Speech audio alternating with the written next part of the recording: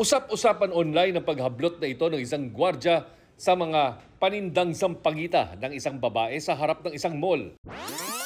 Bago yan, nakaupo sa hagdan ng babae na tila bata at nakauniformeng pang-estudyante. May kahon pa sa harap niya na may nakasulat na namamasko po. Nilapitan siya at may sinabi ang gwardya at itinuturo ang isa pang lalaking nagbebenta din ng sampagita. Pero maya-maya pa, hinablot na nga nito ang bulaklak at sinira. May akmang pagsipa pa ang gwardya sa kanyang pananaboy. Ang babae naman inihampas sa gwardya ang kung anumang natira sa sampagita garland na hawak niya. Ang video kuha sa harap ng SM Mega Mall sa Mandaluyong.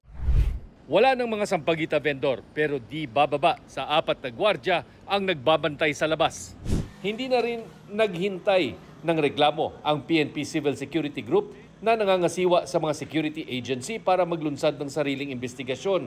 Bukod sa paglabag sa mga patakaran at standards ng security agencies, posibleng nalabag din ng gwardya ang Anti-Child Abuse Law o RA 7610. Kabilang sa child abuse ang psychological, physical at emotional maltreatment o anumang asal na minamaliit o niyuyurakan ang dignidad at dangal ng mga bata.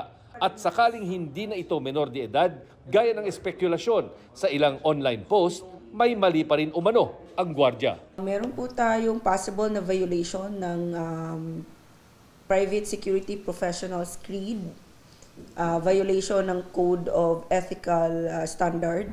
Pinapahanap na rin ng Social Welfare Department ang babae at tila kasama niyang lalaking vendor para mabigyan daw ng psychosocial support. Ayon naman sa pamunuan ng SM Mega Mall, nakikisimpatya sila sa babae sa video, sabay kondena sa ginawa sa kanya.